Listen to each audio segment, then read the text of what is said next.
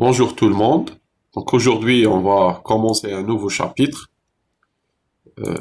Ce chapitre va parler des bases de Python.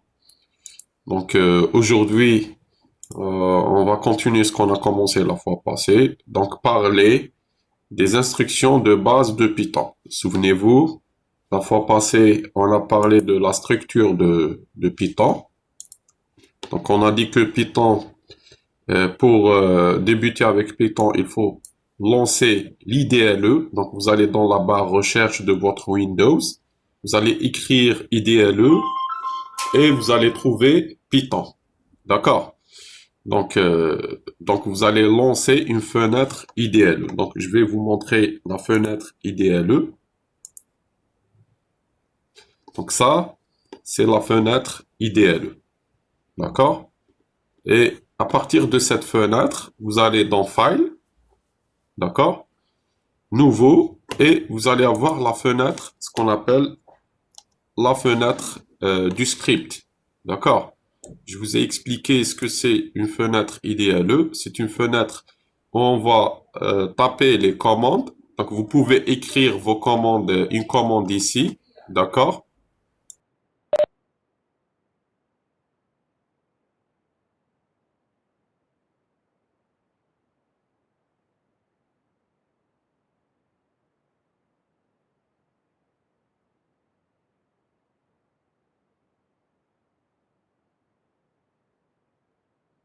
Est-ce que vous arrivez à m'écouter? Je pense qu'il y avait un problème de son. Donc, je vais repartager avec vous une fenêtre IDLE. D'accord? Oui, Très bien.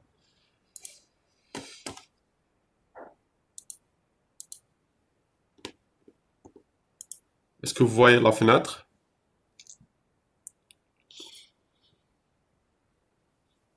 Donc ça, c'est une fenêtre IDLE. D'accord? C'est une fenêtre IDLE. Donc cette fenêtre vous permet de faire des commandes. Par exemple, je peux faire A égale à 2. D'accord? B égale à 5. Et si je fais A plus B, d'accord? Ça va donner quoi? Ça va donner 7. D'accord? Donc il a fait la première instruction que j'ai effectuée, c'est ce qu'on appelle l'affectation. J'ai affecté la valeur 2 où j'ai pointé la variable A vers la valeur 2. D'accord? Ou bien j'ai rempli la valeur 2 dans l'espace mémoire de la variable A. Pareil pour la variable B. Ensuite, j'ai fait A plus B, donc 2 plus 5, ça donne un 7. D'accord?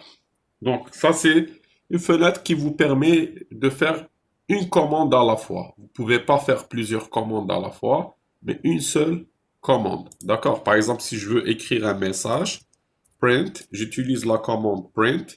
D'accord? Et je vais écrire bonjour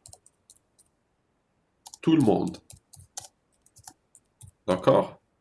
Bonjour tout le monde. Je ferme.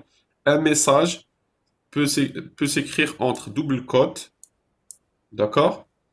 Ou entre simple quote. D'accord? Donc ici, regardez, bonjour tout le monde. Bien sûr, il faut pour exécuter l'instruction, il faut cliquer sur Entrée sur le clavier. D'accord?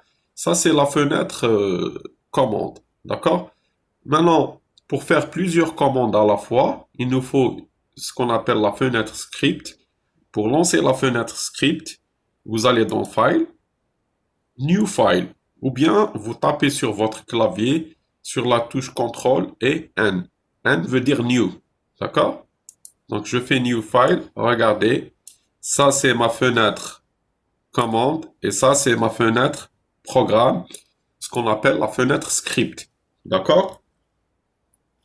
Maintenant, pour la fenêtre programme, votre programme pour le moment n'a pas de titre. C'est écrit untitled. D'accord? Donc il faut lui donner un titre. D'accord? Donc pour faire, vous allez dans File, Save As, et vous lui donnez bien sûr une place, donc il doit être quelque part dans votre PC. De préférence, vous le mettez dans un dossier sur votre disque C. D'accord? Le disque de votre système d'exploitation. Regardez, moi, j'ai créé un dossier qui s'appelle Mes exercices et je l'ai mis dans le disque C. Est-ce que vous arrivez à voir? Regardez, je suis sur le disque C. Ça, c'est le dossier Mes exercices. Et là, je vais nommer ce programme. Regardez, j'ai déjà des programmes ici. Je vais le nommer euh, Python. Ou bien je vais le nommer base. D'accord, les bases. Les bases de Python.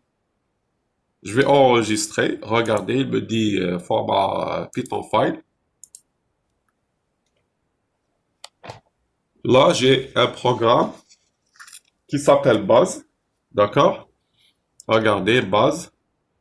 Et j'ai même son chemin. D'accord? Son chemin sur mon disque dur.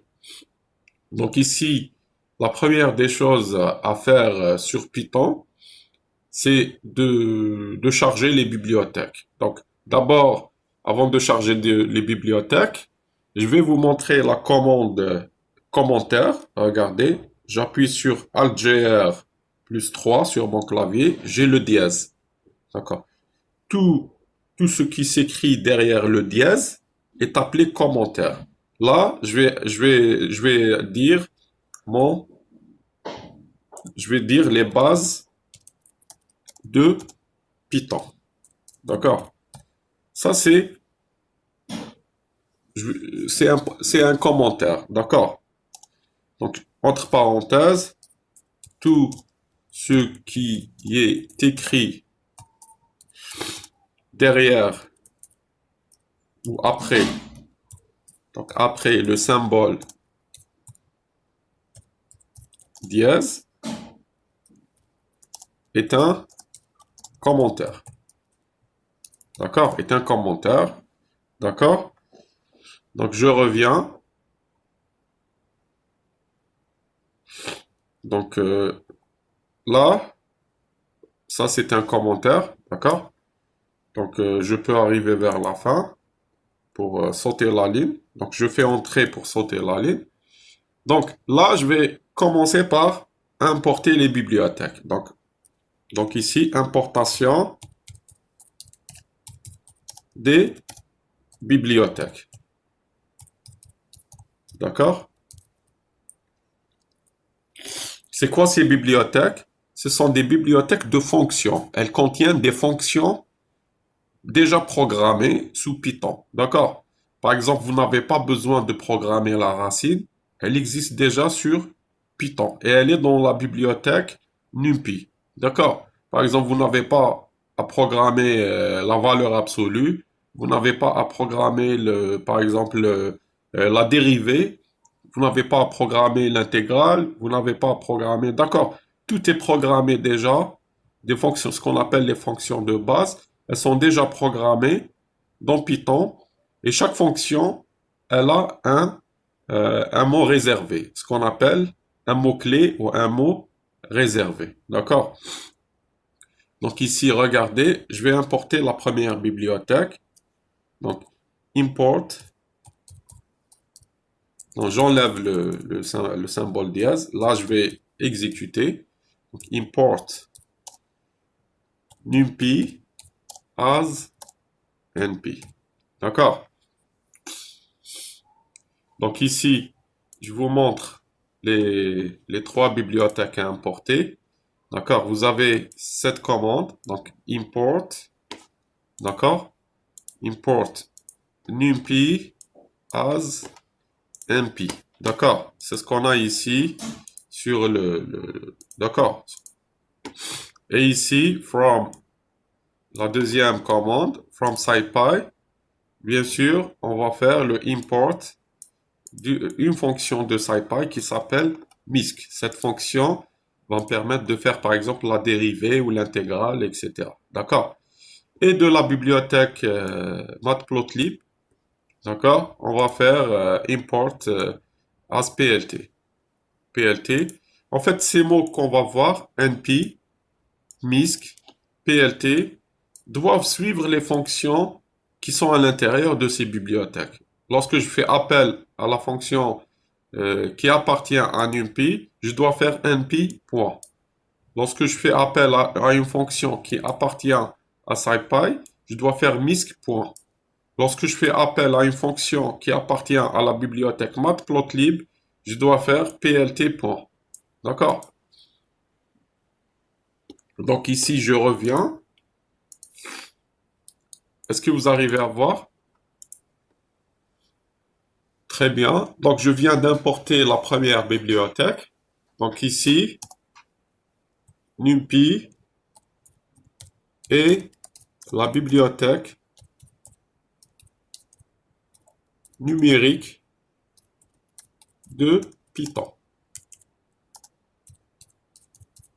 D'accord? Je pense qu'on a déjà fait ça la fois passée, mais c'est bien de refaire. D'accord? Donc ici, on vient d'importer la première bibliothèque. D'accord? On vient d'importer la première bibliothèque. Maintenant, je ne vais pas importer les autres bibliothèques pour le moment. Peut-être je n'en aurai pas besoin. D'accord? Je vous ai montré comment faire une affectation. D'accord? Faire une affectation. D'accord? Donc, faire une affectation, par exemple, j'ai une variable A. Pour ajouter une valeur à cette variable A, donc cette variable A, pour le moment, c'est une case mémoire. Elle occupe votre RAM, d'accord? Et cette case mémoire, pour le moment, elle est vide. Pour remplir cette case de mémoire avec une valeur, tout simplement, vous faites égal, d'accord? Et vous donnez la valeur, par exemple, égal à 11, d'accord?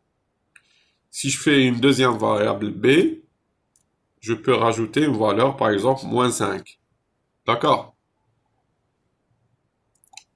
Et je peux, maintenant, ça c'est une façon pour faire une affectation. Je peux faire aussi une saisie sur le clavier, d'accord?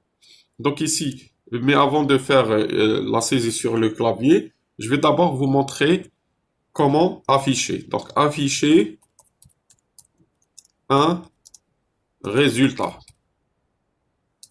D'accord? Comment afficher un résultat. Donc ici, on utilise, qu'est-ce qu'on utilise? On utilise print. Je vous ai montré tout à l'heure, print.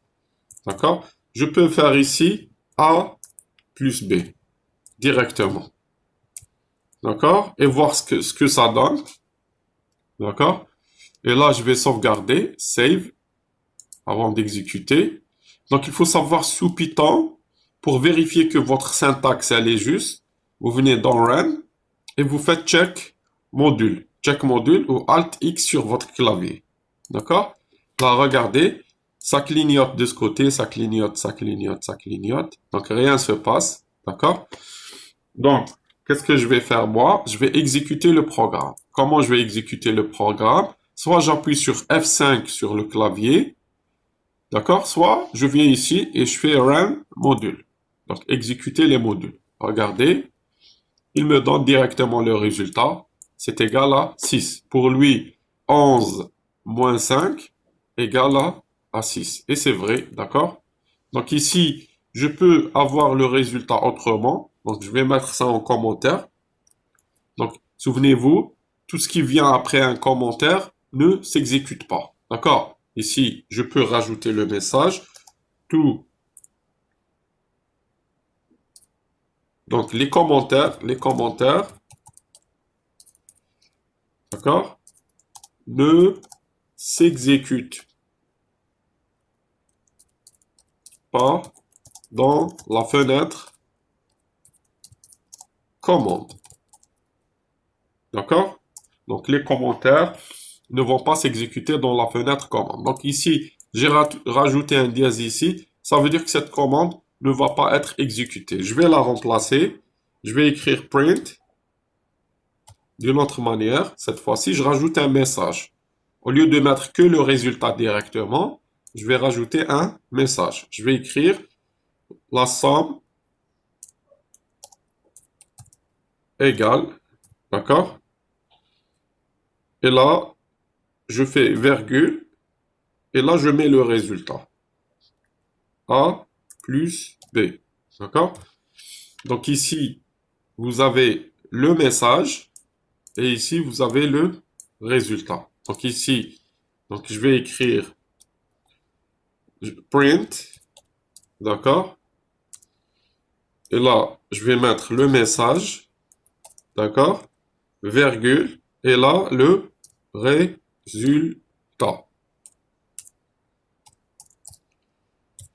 Est-ce que c'est compris pour le moment? Tout à l'heure, ici, j'ai mis que le résultat. Je fais print, et avec le résultat seulement. C'est pour ça qu'il m'a affiché un 6 tout seul. D'accord? Il m'a affiché un 6 tout seul tout à l'heure. D'accord? Maintenant, j'ai rajouté un message avec le résultat. Regardez, on va exécuter. Je sauvegarde. Je check. Donc, je vérifie. Check veut dire vérifier. Et là, je vais exécuter. D'accord? Je vais exécuter. Donc, je fais run. Regardez, il m'écrit la somme égale 6. D'accord? Là, je peux faire autre calcul, je peux faire la division, je peux faire la soustraction, je peux faire le produit, je peux faire tout ce que je veux comme opération ici, entre deux variables. Donc ici, j'ai oublié de dire ici, on affecte la valeur 11 à la variable A. D'accord? Pareil ici. D'accord? On affecte la valeur moins 5 à la variable B. D'accord? Est-ce que c'est compris pour le moment? Est-ce que c'est compris? Là, c'est un petit programme qui vous fait la somme de deux nombres. D'accord? C'est un petit programme qui vous fait la somme de deux nombres. On peut faire le produit. Je peux ici mettre multiplication. La multiplication, c'est étoile sur votre clavier. D'accord? Je peux faire la division. Je peux faire la soustraction. Je peux faire ce que je veux. D'accord? Comme opération. Donc ici, imaginez que cette fois-ci, je peux stocker aussi le résultat sur une troisième variable que je vais l'appeler S ou C. Donc je vais l'appeler S, d'accord? S égale A plus B.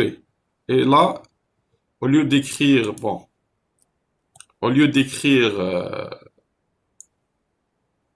A plus B, je vais écrire S ici, d'accord? S. Bon, là, je l'ai écrit en majuscule. Je dois l'écrire. Attention, si c'est du minuscule, ça doit être minuscule. Si c'est du majuscule, ça doit être du majuscule. D'accord? Regardez, ça va être la même chose. C'est juste que j'ai rajouté une variable de plus. Donc ici, check, il n'y a pas d'erreur. Exécuter. Là, c'est la même chose. Vous voyez, c'est la même chose. Maintenant, imaginez que votre, votre A et votre B change, vous pouvez le changer, vous voulez le changer à chaque exécution. Chaque exécution, vous voulez changer A et vous voulez changer B. Comment vous allez changer A et B? Donc on va parler maintenant de ce qu'on appelle, tout à l'heure on a vu comment faire une affectation. Donc ici j'ai oublié de dire, on affecte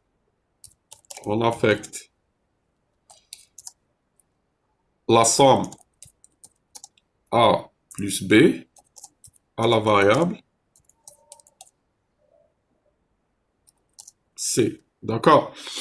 Ici, on va voir comment on utilise la commande input. D'accord? la commande input, elle vous permet de faire la saisie sur le clavier. Donc ici, saisie sur le clavier, d'une valeur. D'accord? Ici, vous allez faire une affectation, mais vous allez faire une affectation, entre parenthèses, affectation. Vous allez faire une affectation. Cette fois-ci, au lieu de l'écrire directement dans le programme, vous allez la taper à partir de votre clavier. Donc là, je vais faire A égale input. Donc regardez, ce mot input, il est réservé. C'est pour ça qu'il se colore. D'accord? Ce input, il est dans cette bibliothèque NumPy. D'accord? Regardez. Et là, je vais dire, je vais faire ça. D'accord? Input, je vais faire ça. Je vais faire aussi la même chose pour B. B, input.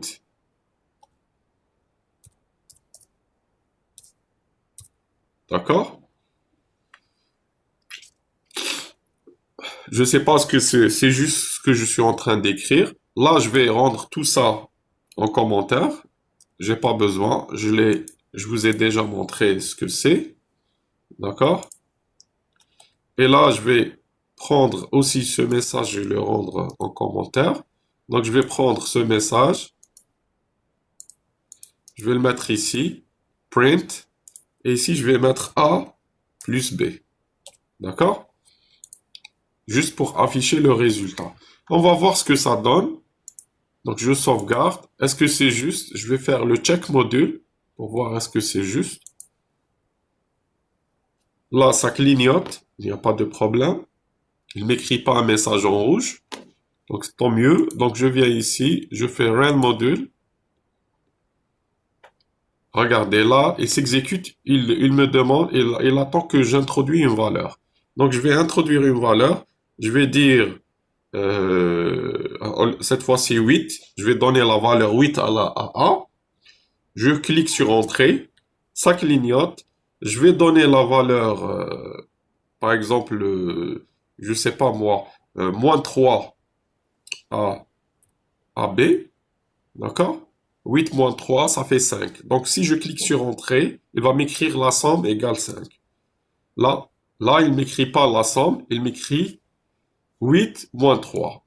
D'accord? Il n'a pas fait l'opération. Pourquoi il n'a pas fait l'opération?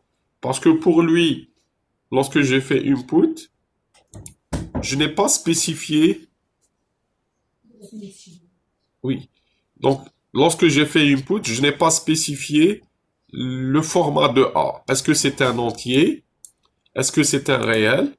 Est-ce que c'est un caractère? D'accord? Pour lui, pour le moment, euh, le A est une chaîne de caractères. C'est comme si j'ai mis une chaîne de caractères plus une chaîne de caractères.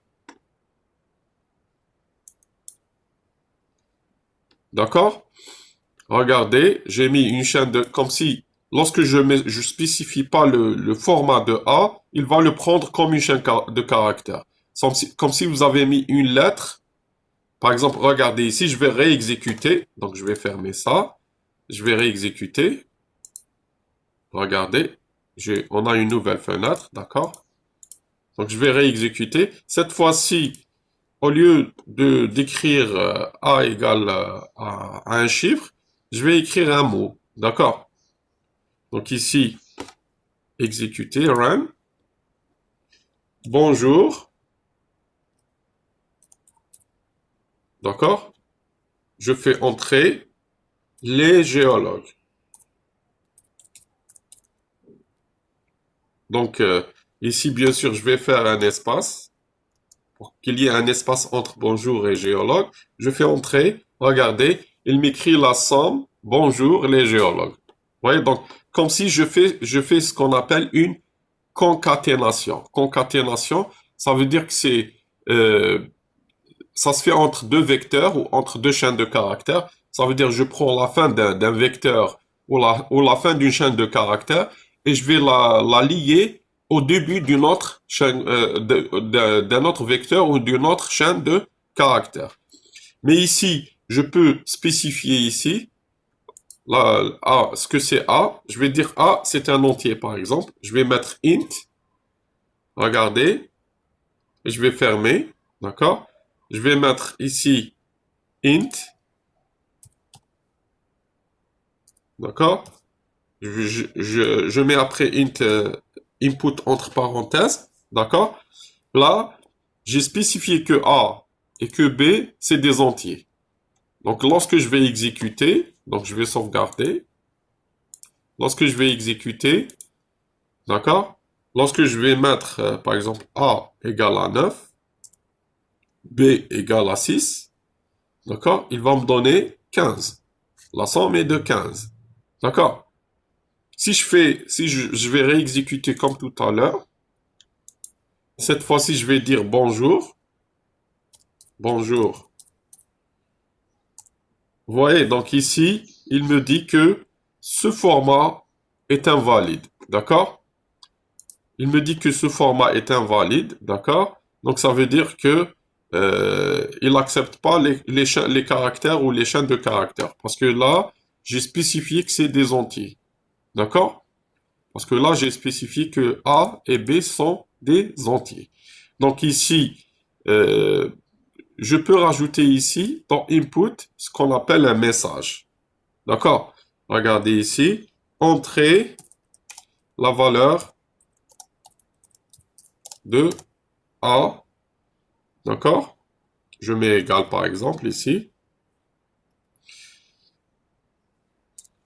Attention, si j'utilise double quote ici, je dois fermer par double quote. Si j'utilise simple quote, je dois fermer par simple quote. Et ici, pareil, entrer la valeur de B égale, d'accord?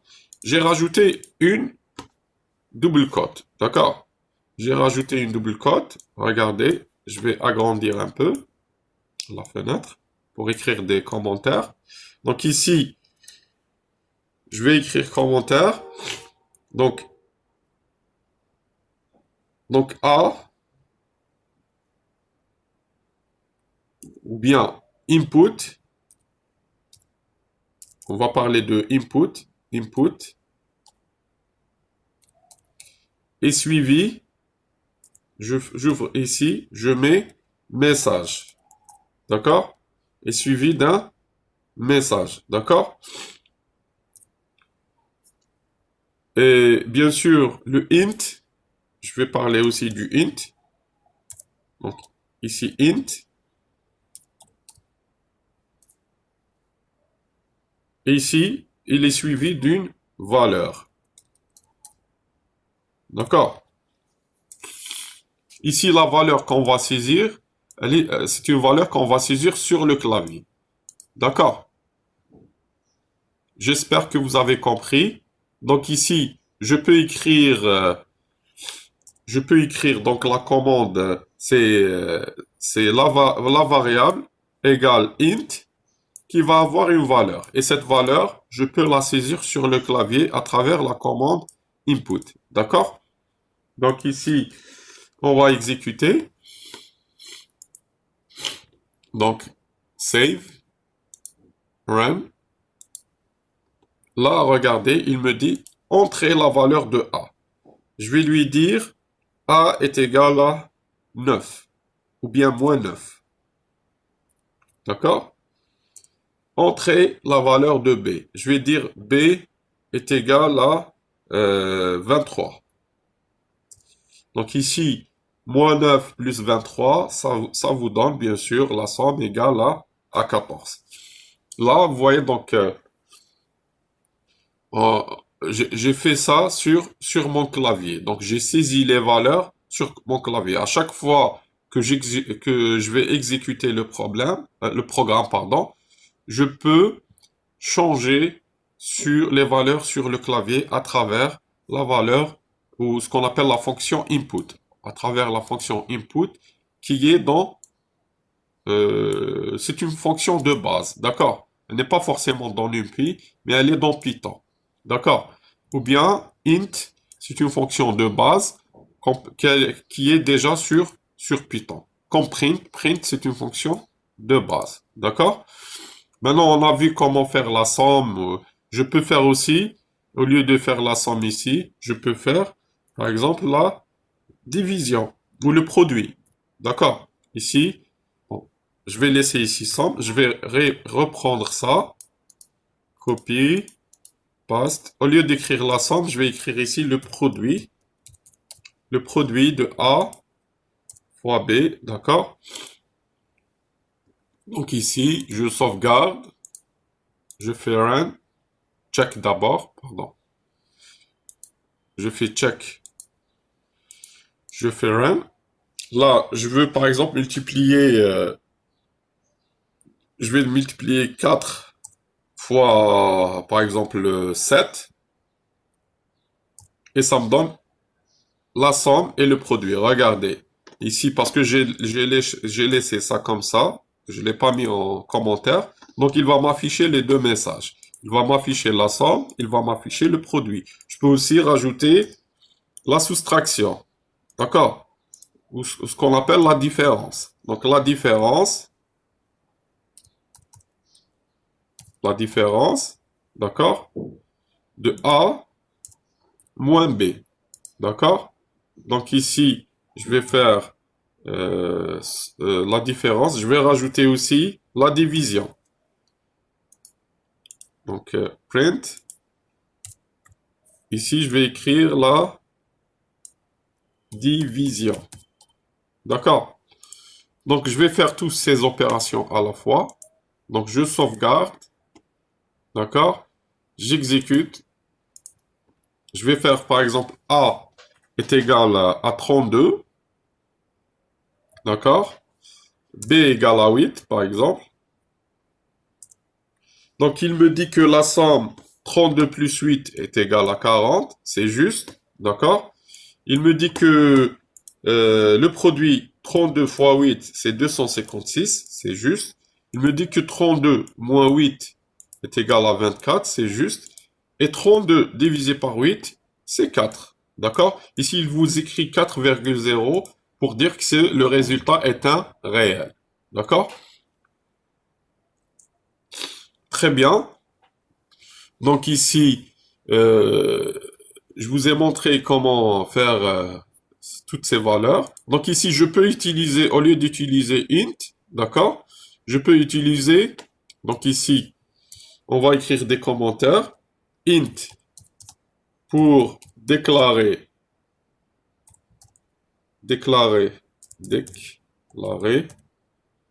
une variable étant un entier, d'accord? Donc ici, je vais rajouter float pour déclarer, donc je vais prendre, pour ne pas écrire, donc ça va être l'ancien nom, pour déclarer une variable étant un réel, d'accord? Je peux utiliser d'autres, d'accord? Ici, si je prends par exemple Charles, je ne sais pas ce que il va pas l'accepter, ou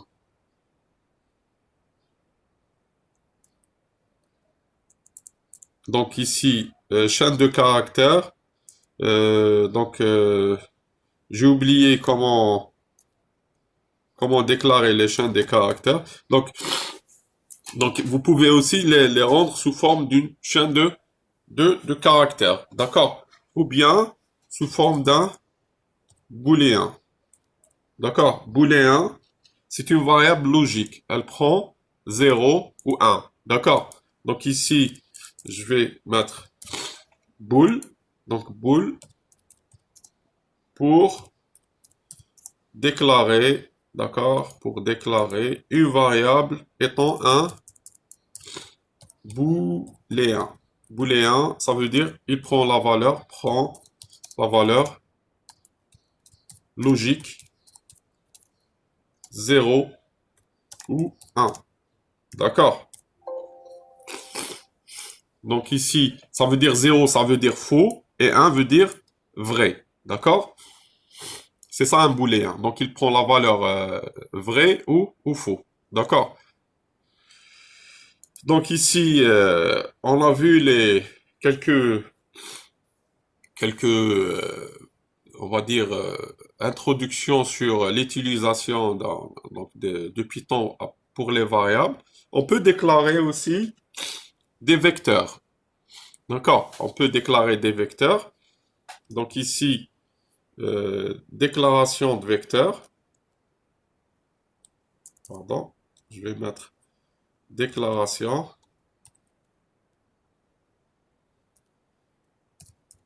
de vecteur. Vecteur en anglais est appelé array. Donc ici, je vais écrire en anglais, un vecteur s'écrit array. D'accord? Donc ici en anglais, un vecteur s'écrit array. Bien sûr, pour déclarer par exemple v comme vecteur ou bien x comme vecteur, donc je vais déclarer v. Donc il faut savoir que les vecteurs, on peut les déclarer à partir de NumPy. Donc les vecteurs sont dans la bibliothèque NumPy. D'accord? Donc ici, pour déclarer le mot-clé, donc euh, vecteur, donc on utilise nparray. D'accord? Donc pour déclarer une variable, donc pour déclarer, pardon, une variable comme étant un vecteur, on utilise, qu'est-ce qu'on utilise? NP array. D'accord? NP array, je ne sais pas ce que ça s'écrit avec deux R ou on va le voir, d'accord? Donc V est égal NP array, d'accord? Et là, j'ouvre une parenthèse et je vais mettre les valeurs de mon vecteur. Par exemple, je vais dire 1, euh, euh, par exemple 4 et moins 2. D'accord? C'est un vecteur qui a comme coordonnées 1, 4 et moins 2. D'accord? Donc ici, je peux afficher ce vecteur, print v. D'accord? Je vais mettre tous ces, ce qu'on a vu auparavant en commentaire pour ne pas les exécuter. D'accord? Je vais les mettre en commentaire. Donc là, on va parler de vecteurs. Regardez, on va voir ce que ça donne. Donc je sauvegarde. Bon, je vais fermer ça pour avoir une nouvelle fenêtre. Donc j'exécute, je fais d'abord le check. Est-ce qu'il n'y a pas d'erreur? Il me dit qu'il n'y a pas d'erreur. Donc je vais exécuter la fenêtre de commande. Donc je fais run. Là, il me dit array. D'accord? Il me dit que array argument were given. Donc, il me dit array take from 1 to 2 position argument, but 3 were given. D'accord? Donc ici, on vous dit que array prend seulement deux valeurs. D'accord?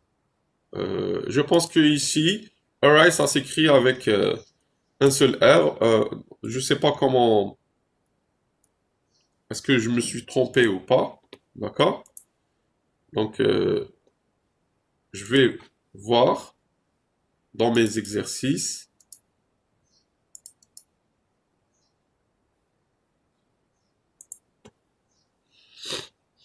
Donc ici, il faut savoir que euh, lorsque j'ai utilisé moi les parenthèses, d'accord?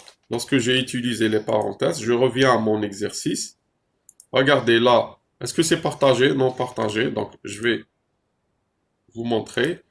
Donc ici, lorsque j'ai utilisé directement des parenthèses, d'accord? Pour lui, ce 1 est un vecteur, ce 4 est un vecteur et ce 2 est un vecteur. D'accord? Donc pour remédier à ce problème, vous rajoutez les crochets. D'accord? Donc ici, j'ai oublié les crochets. D'accord? Les crochets sont importants. D'accord? Ce crochet, d'accord, je peux rajouter, vous voyez, donc ici, ce V pour le moment est un vecteur parce qu'il peut devenir aussi une matrice. Si je fais ça, je rajoute un autre vecteur, d'accord, par exemple, comme ça.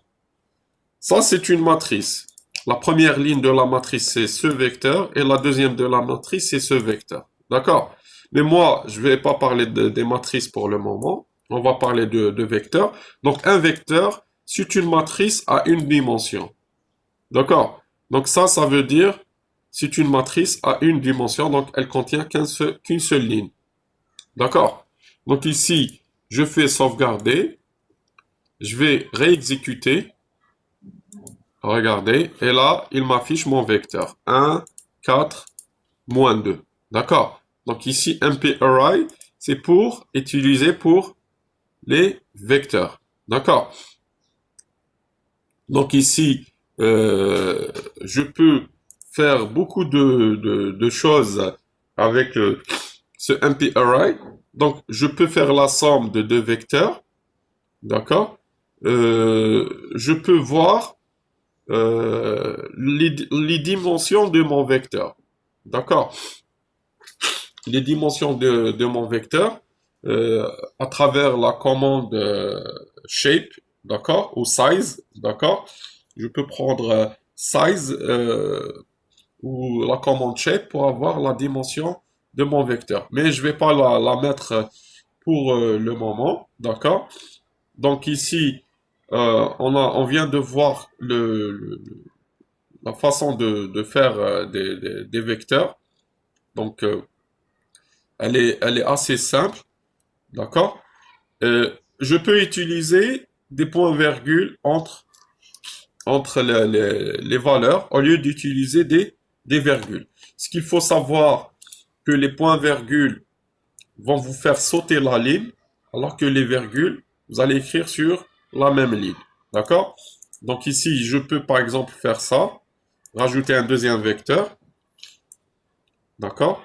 Je vais dire un vecteur qui s'appelle Z ou W, d'accord? Je vais l'appeler W, est égal à np.array, j'ouvre, d'accord? Et je vais faire, euh, donc ici, il va avoir comme valeur, on va dire moins 2, point virgule cette fois-ci, 8, point virgule, et je vais utiliser 0, la dernière valeur, 0, comme ça. On va voir ce que ça va donner. D'accord? Je vais lui dire de faire le print de V et de W. D'accord? On peut afficher deux valeurs en même temps dans la commande print. Je sauvegarde, j'exécute. Il me dit invalide syntaxe. Vous voyez?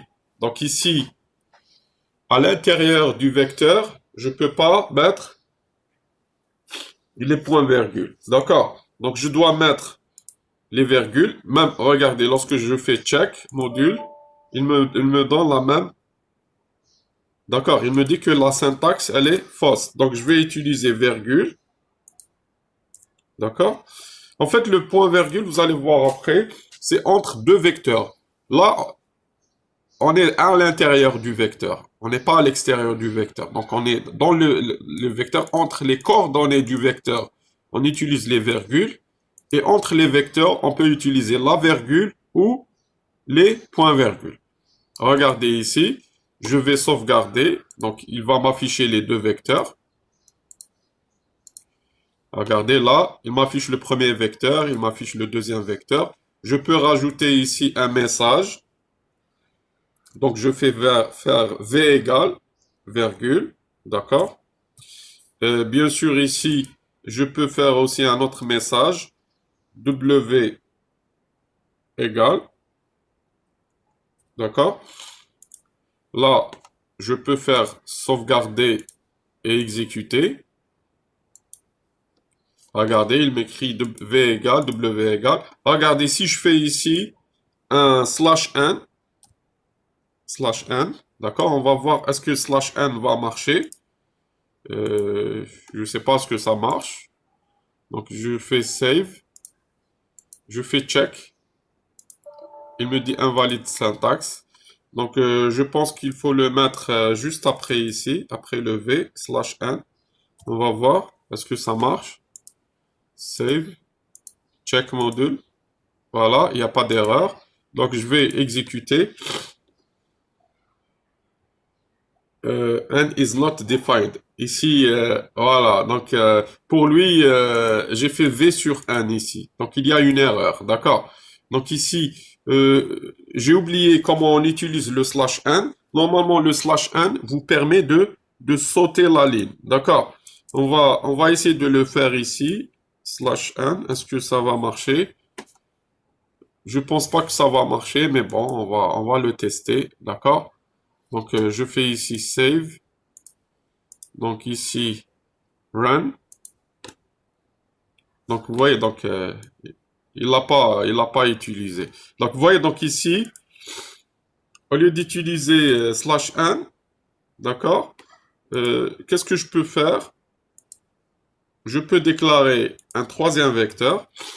Je vais l'appeler vecteur x est égal, d'accord? Je vais ouvrir ici np array, ou bien je vais directement v plus w. Si je fais v plus w, bon, celui-là, je vais le mettre en commentaire. Si je fais v plus w, donc print w, d'accord, il va m'afficher le vecteur w, d'accord. Donc, on va voir ce que ça donne. Donc, je fais le run. Regardez, il m'affiche 1, moins 2. Pardon, là, j'ai fait W. Je voulais le X, pardon. Le X. Donc, c'est le X. Je me suis trompé. Donc, ici, je fais save.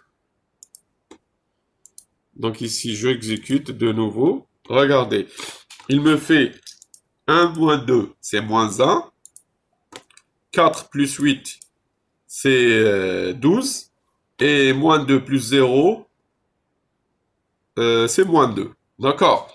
Donc là, il a fait la somme des deux vecteurs. D'accord? Mais regardez, je peux réécrire un autre, je vais l'appeler Z, va être égal np array. J'ouvre les parenthèses. D'accord? Et là, je vais faire v, virgule, w. D'accord? Là, je vais le mettre voilà, attendez, là, pour que vous puissiez voir. D'accord? Je vais mettre ce print en commentaire. D'accord? Donc là, je vais fermer. Donc, et là, je vais écrire print. Donc, print. Donc, Z égale. Je fais la virgule. Donc, ça, c'est juste un message. D'accord? Et là, c'est le résultat. Donc, pardon. Ici, Z. D'accord? On va voir ce que ça donne. Save. Donc, je fais le check module. Il n'y a pas d'erreur. D'accord? Il n'y a pas d'erreur.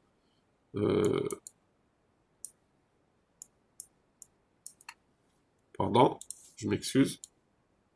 Donc regardez, je vais exécuter run.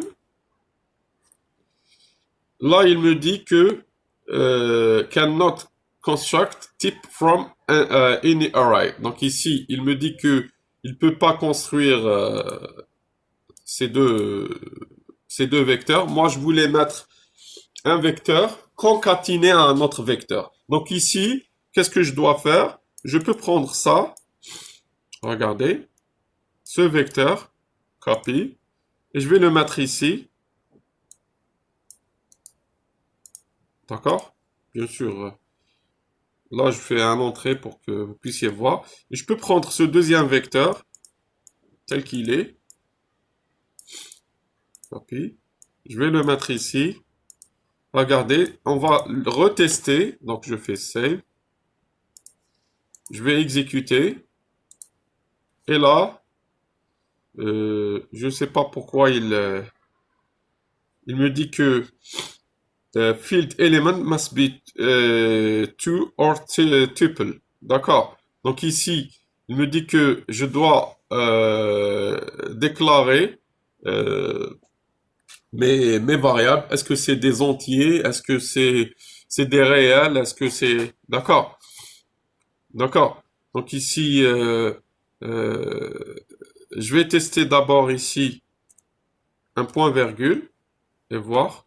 D'accord? Je vais tester un point virgule et voir ce que ça donne. Est-ce que ça va marcher? Est-ce que ça va pas marcher?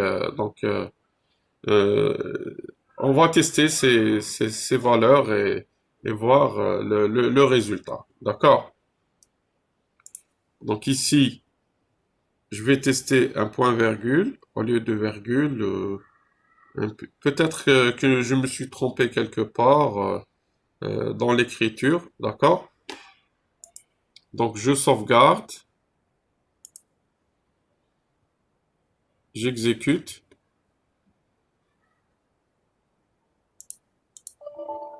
Il me dit invalide syntaxe. Oui, il n'y a pas de...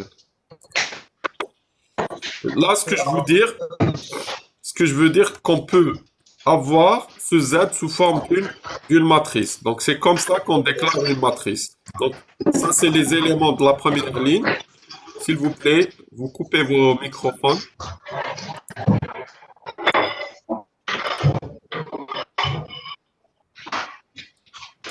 S'il vous plaît, coupez vos microphones.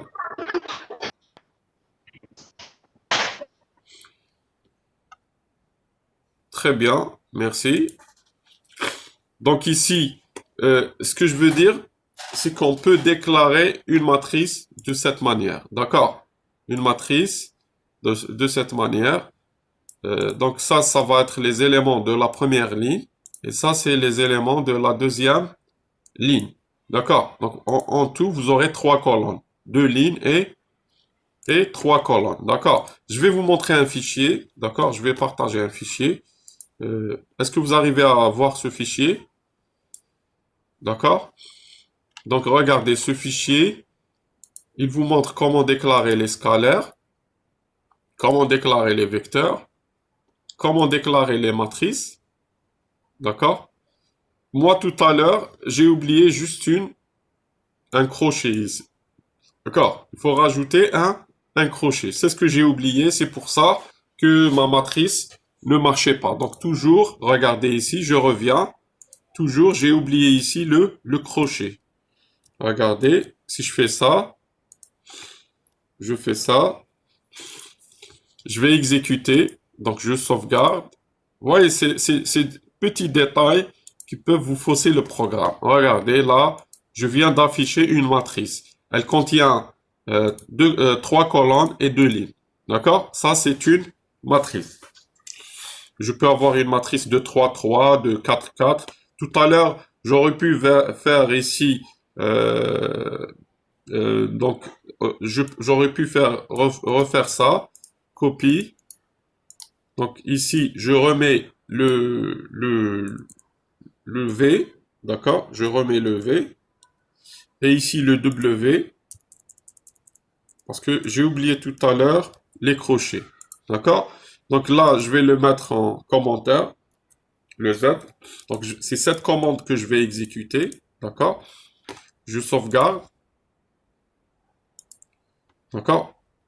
Je vais réexécuter et ça va donner la même chose. D'accord? Vous voyez, donc ça donne la même chose. Donc, vous exécutez cette commande ou cette commande. D'accord? C'est la même chose. Très bien. Donc là, je viens de vous montrer des trucs intéressants. Maintenant, ce qui m'intéresse moi, je peux déclarer par exemple une matrice ou un vecteur de 0. D'accord? Je peux déclarer une matrice, regardez ici. Je viens ici, par exemple, 0, 0, 0. Donc, attendez. Voilà. Si je fais np 0, d'accord? Et je donne le nombre de lignes et le nombre de colonnes, il va me créer une matrice qui contiendra par exemple 3 lignes et 2 colonnes, et toutes ces lignes vont être remplies de 0 en utilisant un pi.0. D'accord? Ne vous inquiétez pas, je vais vous envoyer ce fichier. Ce fichier résume à peu près pas mal d'opérations algébriques. Par exemple, pour faire le produit vectoriel, d'accord? Vous allez utiliser le pi.dot. Tout à l'heure, regardez, je vais revenir ici. Je prends par exemple ce vecteur. Donc, je vais l'appeler le produit P, d'accord?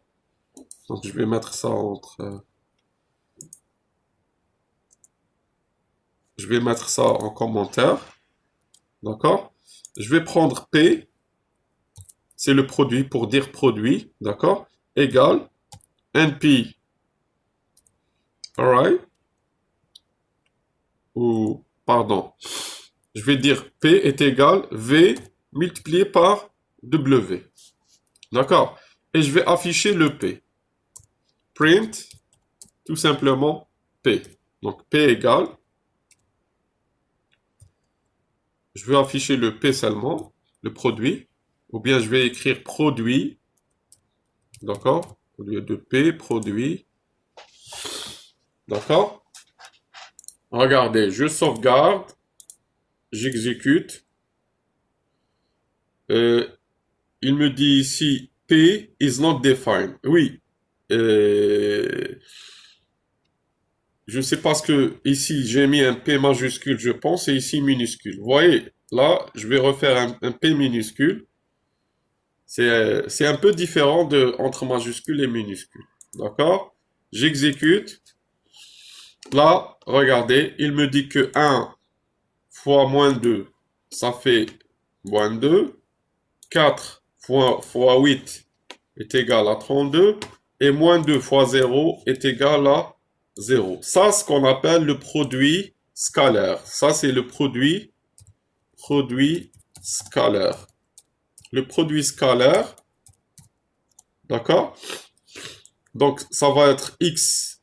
Si je prends par exemple un vecteur ici, v, qui va avoir comme valeur x, y, z, d'accord? Comme coordonnées x, y, z. Et si je prends un autre vecteur v', d'accord? On va l'appeler v', qui va comme coordonnées x', y' et z', d'accord? Ça, c'est les coordonnées du deuxième vecteur. Le produit scalaire, leur produit, d'accord? Ici, je mets 2 points. Leur produit, donc je vais l'appeler P, égale à V multiplié par V', d'accord? Va être égal à X fois X', d'accord? Virgule, ici, euh, Y fois Y', d'accord? Et ici, Z. Ici, c'est pas vraiment le produit scalaire, c'est le produit, on va dire, élément par élément. D'accord? C'est le produit élément par élément. Donc, je vais supprimer scalaire. Donc, ici, je vais écrire produit élément. Donc, élément par élément. D'accord? Ça, c'est le produit élément par élément. D'accord? C'est pas le produit scalaire, c'est le produit élément par élément. Donc, donc ici, parce que le produit scalaire vous donne un scalaire. D'accord? Vous donne une variable, une constante. D'accord? Ça, c'est le produit élément par élément. D'accord? Donc ça, c'est le produit, je vais l'appeler élément. Ici. D'accord? Produit élément. Que vous puissiez comprendre. Donc, je vais sauvegarder, je vais réexécuter. Donc, le produit élément, d'accord? Je peux même afficher ici print v, d'accord? Et ici print w, pour savoir ce que j'ai mis comme, euh, d'accord, comme vecteur pour mon produit. Donc save, donc je réexécute. Regardez, il va m'afficher le premier vecteur, le deuxième vecteur et leur produit élément. Donc ici, 1 fois moins 2, c'est moins 2. 4 fois 8, c'est 32. Moins 2 fois 0, c'est 0. Donc pour le produit vectoriel, d'accord. Donc ici, on va voir le TP, d'accord. Donc ici, euh, on va voir, attendez, addition, soustraction, ensuite, soustraction des matrices, d'accord, regardez, on va utiliser cette commande, d'accord. Donc le produit vectoriel, donc je vais utiliser ici, euh, je vais l'appeler PV pour dire produit vectoriel, d'accord. PV est égal à np.dot, d'accord, et j'ouvre, et je vais mettre ici v, virgule, w. Donc je veux le produit vectoriel de v et w. Donc ici print, produit vectoriel, d'accord, et je vais faire ici PV. J'ai une variable que j'ai appelée PV, d'accord. En réalité, c'est un vecteur. Je sauvegarde, j'exécute. Regardez, là, c'est le produit élément, et là, c'est le produit... là, pardon, c'est pas le produit vectoriel, c'est le produit scalaire. Un dot, c'est le produit scalaire, d'accord. C'est le produit scalaire, d'accord. Apparemment, le dot, il fait le produit scalaire, d'accord. Donc ici, je vais l'appeler PS, d'accord. PS pour dire scalaire, d'accord. Donc ici, on fait, donc ici, produit scalaire. Produit scalaire. Donc, donc ici, qu'est-ce qu'il va faire? Donc ici, qu'est-ce qu'il va faire? Donc le produit scalaire. Donc j'ai deux vecteurs. Donc leur produit scalaire va être égal à quoi? Donc ici, je vais écrire PS égale. Donc ici, au lieu d'avoir des virgules, ça va être des sommes. D'accord? Ça va être des sommes. Donc pour lui, qu'est-ce qu'il va faire? Il va prendre le résultat de tout à l'heure, le produit par élément. Donc ça va être 32, ça sera moins 2, plus 32, plus 0. D'accord? Donc ça sera 32 moins 2, c'est 30. 30 plus 0, c'est 30. Donc c'est le produit scalaire. D'accord? Donc ici, on a vu le produit par élément, le produit scalaire. Maintenant, on va voir le produit vectoriel. Donc, le produit vectoriel, en fait, c'est comme le produit par élément, sauf, je pense qu'il faut utiliser des étoiles, point étoile. D'accord? Donc, on va ici faire produit. Donc là, on vient de voir le produit. Donc ici, je vais écrire produit. Pardon. Je vais écrire ici produit vectoriel. D'accord. Voyez les commentaires, ça aide. D'accord. Donc ici, je fais espace. D'accord. Donc je vais prendre ici, je vais écrire produit par élément. D'accord, c'est un commentaire, donc je dois mettre un dièse au départ. D'accord, je fais deux points. D'accord. Ces prints, j'en ai pas besoin ici. Je vais les mettre ici parce que je les ai utilisés en dehors. D'accord. Donc ici, regardez. Donc, produit par élément, produit vectoriel. Maintenant, on va voir le produit scalaire, d'accord? Donc,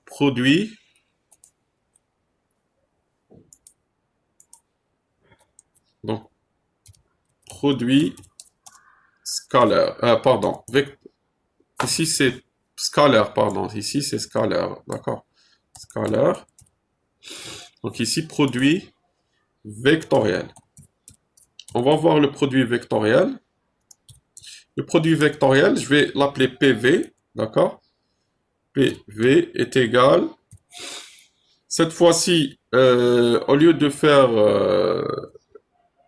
V étoile, je vais faire point étoile, d'accord, W. Donc c'est ce point qui va faire la différence. Normalement, ça va marcher. Donc ici, on va faire print, d'accord, produit vectoriel, d'accord, produit vectoriel. Et ici, je mets PV pour produit vectoriel. Donc, je vais afficher le produit élément, le produit scalaire et le produit vectoriel. Donc, je le fais sauvegarder. J'exécute. Là, il me dit invalide syntaxe. Donc, ici, ça doit être alors l'inverse. Étoile point. On va essayer ça. Save. Check. Je me rappelle plus le produit vectoriel. Attendez. Je l'ai ici sur le PC. Donc, ça, c'est le produit scalaire. D'accord. Matrice identité, le produit vectoriel, donc addition,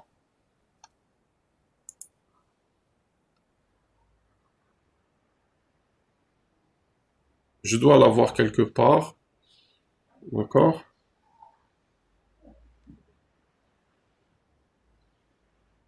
Ça c'est la somme des matrices, ça c'est la soustraction des vecteurs, la soustraction des matrices, la transposée d'une matrice, on va voir ce que c'est une transposée, d'accord. Ça c'est le produit scalaire, d'accord.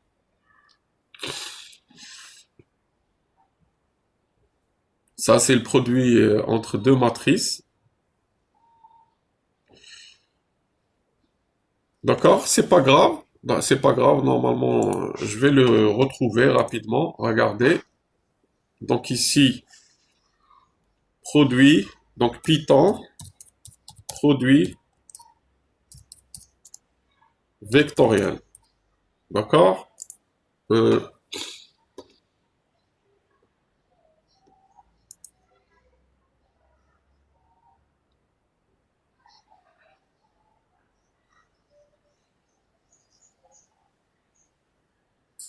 donc le produit vectoriel. Normalement, on va utiliser. euh, je m'excuse ici.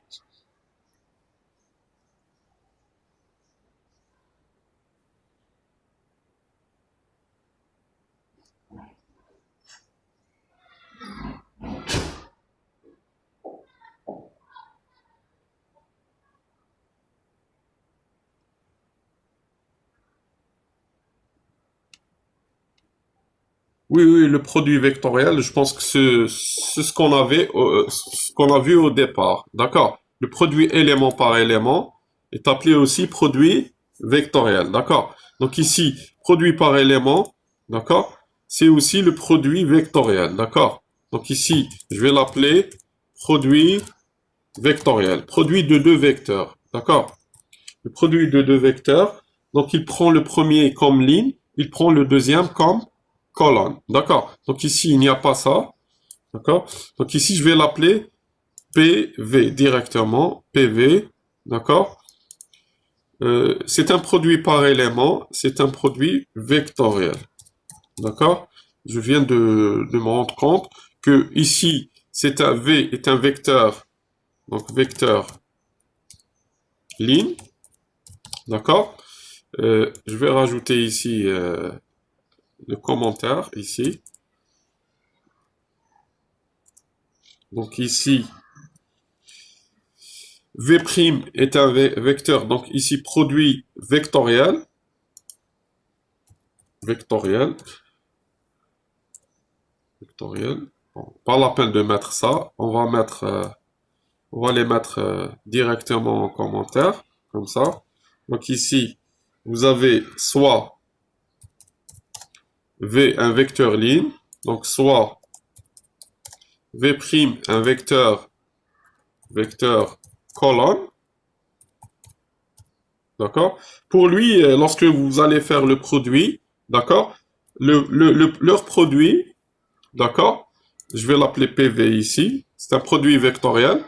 Euh, il va prendre le premier comme vecteur ligne et le deuxième comme vecteur colonne. Et donc, bien sûr, il va faire x fois x, x virgule, y fois y, z fois z. Donc, ça, c'est le produit vectoriel. D'accord? Donc, ce qu'on a vu tout à l'heure, ce qu'on a appelé tout à l'heure produit par élément, en réalité, c'est le produit vectoriel. D'accord? Donc, ici, je peux rajouter leur produit et leur produit vectoriel ici. Vectoriel. D'accord? Voilà. Souvenez-vous, le produit vectoriel, il faut que le premier vecteur soit ligne et le deuxième vecteur soit colonne. D'accord? Donc ici, donc on a terminé avec les produits vectoriels. D'accord? Je vais vous montrer comment on utilise une fonction, ce qu'on appelle np-arrange. Donc ici, utilisation de la fonction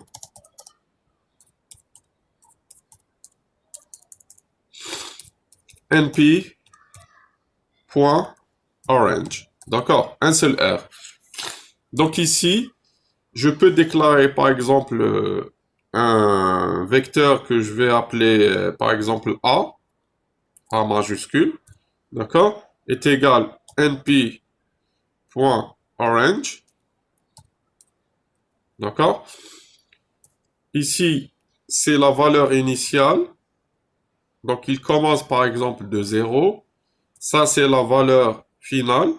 Il se termine par exemple à 10, d'accord. Et le pas, je vais prendre 1. D'accord? Regardez, ici, print, je vais afficher A. D'accord? Donc A égale, virgule, A. D'accord? Donc je vais rendre tout ce qu'on a fait tout à l'heure en commentaire. On n'a pas besoin. Donc je vais les rendre en commentaire. Pardon.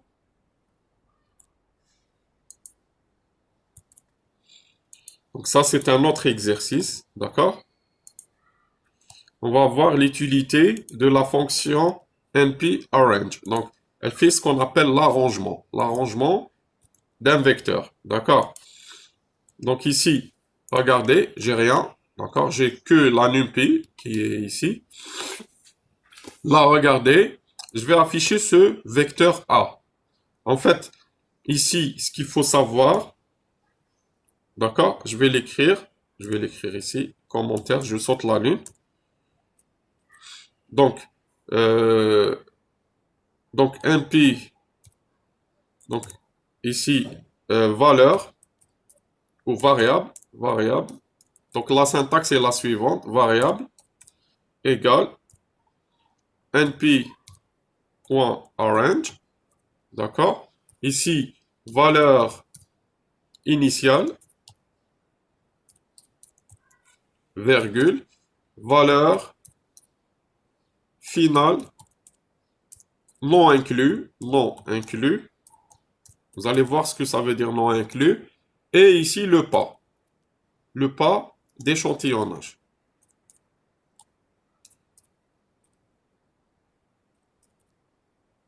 Échantillonnage. D'accord. Très bien. Là, je viens de vous expliquer ce que c'est. Ça, c'est la valeur initiale. Ça, c'est la valeur finale, mais il ne va pas la prendre. Et ça, c'est le pas. Donc, ça va commencer de 0, 1. Ensuite, il rajoute 1. Ça devient 2, 3, 4, 5, 6, 7, 8. À chaque fois, il rajoute le pas. 1. D'accord? 6, 7, 8, 9. Donc, il va pas prendre le 10. Le 10, c'est la dernière valeur. C'est comme si c'est un intervalle.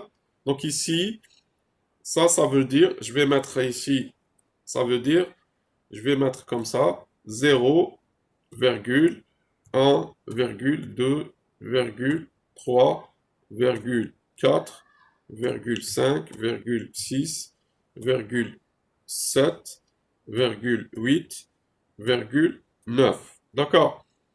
Si ici, je vais fermer, d'accord? Je peux rajouter le 10, mais ça va être un intervalle ouvert. D'accord? Si je prends le 10, ça va être un intervalle ouvert. Donc ici, on ne peut pas prendre le 10, donc ça va donner ça. Donc c'est de 0 jusqu'à 9. Donc on va vérifier ça. Donc je sauvegarde, j'exécute. Bien, je fais le check d'abord. Il me dit qu'il y a une erreur de syntaxe ici. Là, j'ai pas besoin d'afficher ça. Je l'ai déjà mis en commentaire. Donc, je sauvegarde. J'exécute. Regardez. Là, il m'affiche A0, comme je vous ai dit tout à l'heure. Il va les afficher comme ça. D'accord? Donc ici, Ampere Arrange, elle est très utile cette fonction. Pourquoi? Parce que à travers cette fonction, vous allez voir plus tard qu'on peut dessiner des fonctions.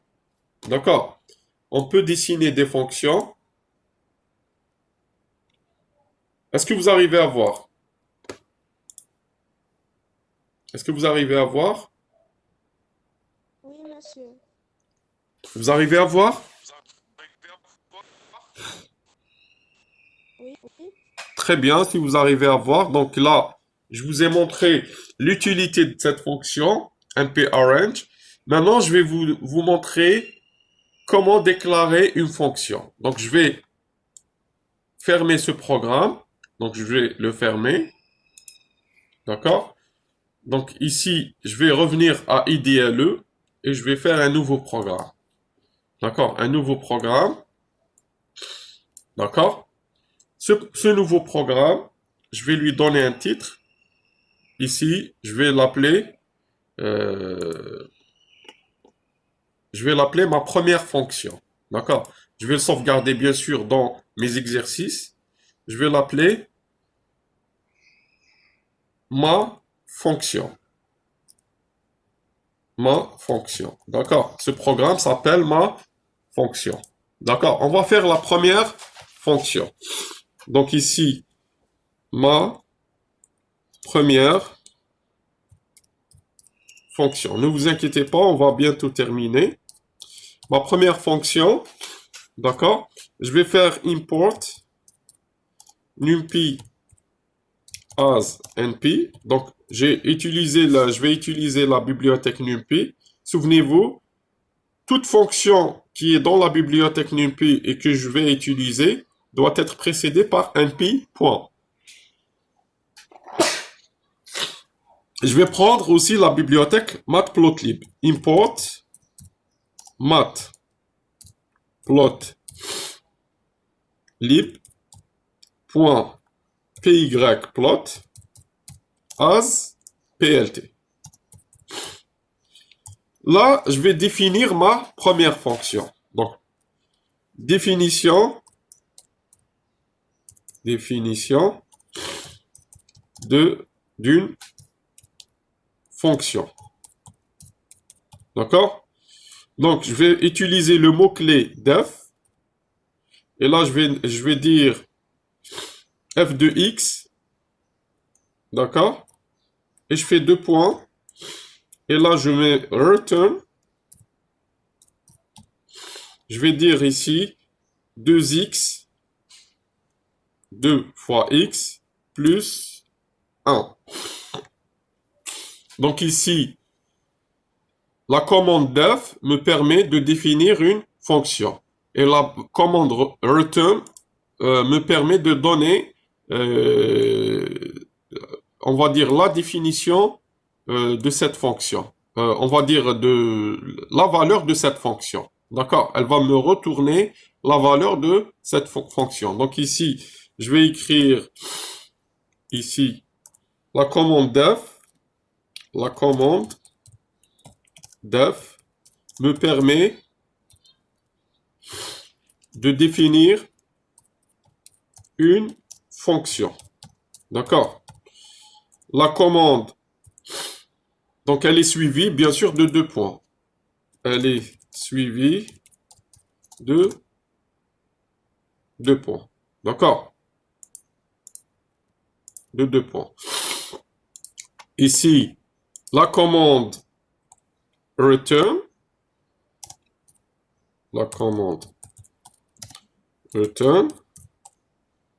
renvoie,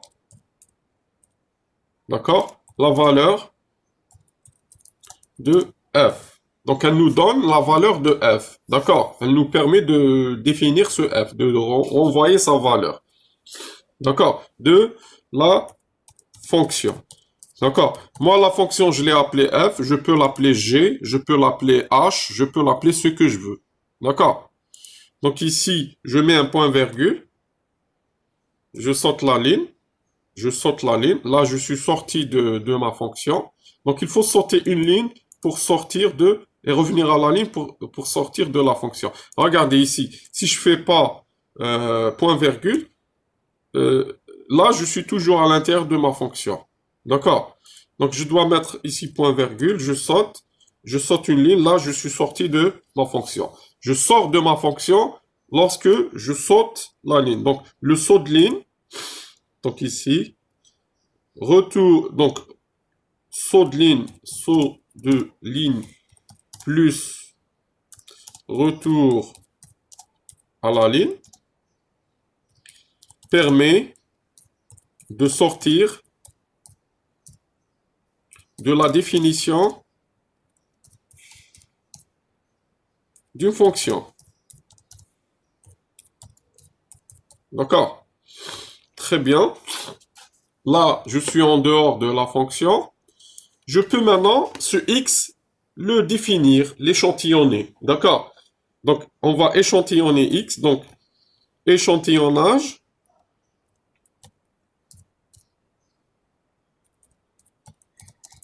de x. D'accord? Donc, vous avez vu tout à l'heure, on a utilisé la commande np arrange. Donc, x égale np.arrange, un seul r, d'accord? Et là, je vais donner la valeur initiale. X commence par exemple de moins, on va dire de moins 5, ou bien de moins 10, d'accord?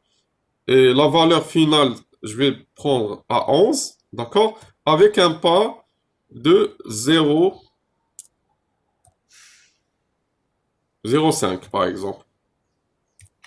Donc ça va être, x va avoir la valeur moins 10, moins 9,5, 9, d'accord?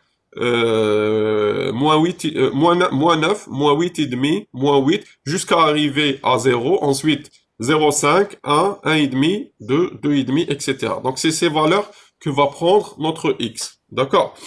Maintenant, je peux dessiner cette fonction. D'accord? Je peux dessiner cette fonction. Donc, dessin de la fonction. Dessin de la fonction. Donc ici, je peux utiliser la commande plt.plot. plt.plot. D'accord? Et là, je vais mettre x, d'accord, virgule, f de x. D'accord? Et on va voir ce que ça donne, comme ça. Est-ce que ça va marcher? Donc, je sauvegarde, je fais le check. Là, il me dit qu'il n'y a pas d'erreur pour le moment. J'exécute. Regardez, ça va venir.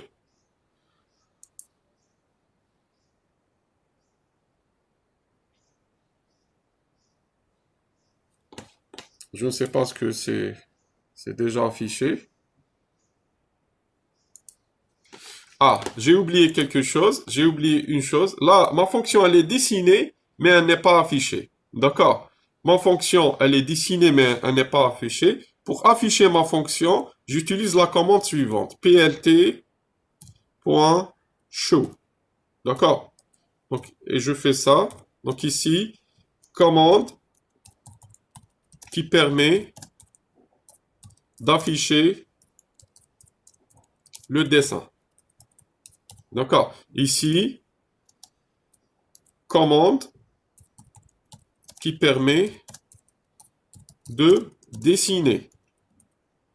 D'accord? Donc ici, on va sauvegarder, on va exécuter, regardez. Là, vous voyez, donc j'ai fait ma fonction, elle est ici. C'est 2x plus 1, d'accord? Elle est de moins 10 à plus 10. Vous voyez, donc j'ai dessiné une droite. D'accord? Je peux ici y prendre, par exemple, 2x. Au lieu de prendre x seul, je vais le prendre au carré. Donc ici, la puissance, c'est double étoile. D'accord? Donc ici, ça veut dire x au carré. D'accord? Et double étoile veut dire puissance. D'accord? Donc je vais sauvegarder. Regardez, sauvegarder. Je vais réexécuter. Vous allez voir, la fonction va changer. Vous voyez, donc j'ai dessiné cette fonction. Je peux nommer les axes. Vous voyez, donc pour le moment, les axes, il n'y a pas de rien sur les axes. Je peux dessiner les axes. Je vais faire plt, pardon. Je vais dire x label. D'accord? Je vais écrire ici x. D'accord? Je ne sais pas, je pense qu'il y a plt. Oui, plt. Point xlabel. Et ici, plt. Point ylabel. Point label. On va voir si ça marche. D'accord? Je vais mettre ici y. Ça, c'est pour renommer les axes. On va voir, est-ce que ça marche? Check d'abord. Il n'y a pas d'erreur pour le moment. Run. Là, il me dit que la commande... oui, il n'y a pas point ici. D'accord. On va faire ça. Normalement, il n'y a pas point. D'accord. On va revoir. Bien sûr, on va réexécuter. Sauvegarder d'abord. Réexécuter. Regardez, là, il me donne Y et là, il me donne X. Donc, sur l'axe des X, j'ai écrit X. Sur l'axe des Y, j'ai écrit Y. D'accord? Je peux ici, au lieu d'écrire X, je peux écrire axe des abscisses. Des abscisses. Axe des X. Ou ici, axe. Non, c'est juste un message. Des Y. Vous voyez, donc, regardez, je vais refermer ça. Je sauvegarde. J'exécute. Regardez, il m'écrit ici axe des Y et ici axe des X. Vous voyez, donc je peux rajouter un titre pour mon dessin. Donc je vais écrire ici plt.title. D'accord? Donc ici, ma première fonction. D'accord? Ça, c'est ma première fonction. Donc, je sauvegarde et j'exécute. Regardez, ma première fonction, et j'ai renommé les axes. Vous voyez, donc, si je veux afficher, par exemple, un point, je peux afficher aussi un point. D'accord? Si, par exemple, ici, si je veux que cette courbe ne soit pas en bleu, donc ici, je peux rajouter, ici, vous voyez, donc, lorsque j'ai dessiné, donc ici, ça c'est le dessin, ça permet de dessiner, ça c'est la commande, je vais écrire commande, qui permet de renommer l'axe des X. D'accord? Et ça, c'est commande qui permet de renommer l'axe des Y. D'accord? Pardon, ça c'est la commande. Donc, commande qui permet de rajouter un titre au dessin. D'accord? Très bien. La PLT Show, c'est la commande qui permet d'afficher toutes les commandes qui sont au-dessus. Si vous mettez PLT Show ici, par exemple, juste après PLT Plot, vous n'aurez pas les axes, vous n'aurez pas les titres. PLT Show, il affiche tout ce que vous avez fait commande auparavant. D'accord? Donc ici, je peux donner une couleur à ma fonction. Regardez, je vais mettre ici R. D'accord? R. D'accord? On va voir, est-ce qu'elle va changer de couleur vers le rouge? R veut dire en anglais red. D'accord? Donc je vais sauvegarder. Je vais exécuter. Regardez, ma courbe est devenue en rouge. D'accord? Je peux utiliser le B. On va voir le B, ce que le B va donner. B, c'est black, normalement. Non? Je sais pas ce que c'est vrai. Ou, donc ici. Non, B, c'est blue. D'accord? Blue. B, c'est blue. D'accord? Je peux, par exemple, ici, au lieu de prendre des traits continus comme ça, je vais prendre un trait discontinu. Pour le trait discontinu, d'accord, je mets 2 points. D'accord? Donc ici, je vais écrire B pour la couleur bleue. D'accord? Et les 2 points, donc les 2 points, ces 2 points, d'accord? Donc B, ici B, pour la couleur bleue, et les 2 points pour un trait style discontinu. D'accord? On va voir est-ce que ça va donner un trait discontinu. Donc je sauvegarde. Bon, je ferme ce dessin. J'exécute. Regardez, il vous donne un trait discontinu sous forme de points, parce que vous avez utilisé les 2 points. D'accord? Je peux, par exemple, au lieu d'avoir ici des 2 points, je vais mettre des plus. D'accord? On va essayer les plus. Il va dessiner votre fonction comme des plus. D'accord? Regardez, je ferme ça. Run. Vous voyez, donc il dessine votre fonction comme des plus. D'accord? Je peux utiliser tiret.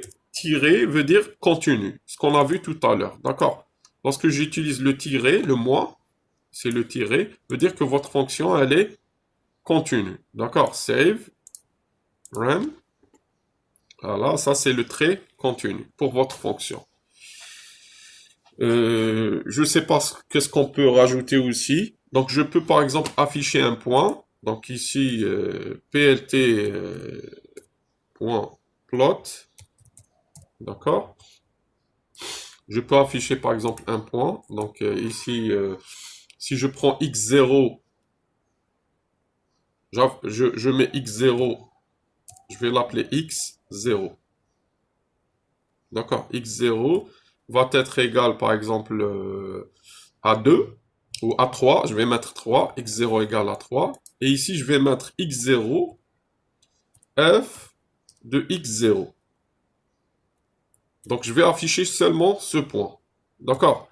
Je vais afficher seulement ce point. D'accord?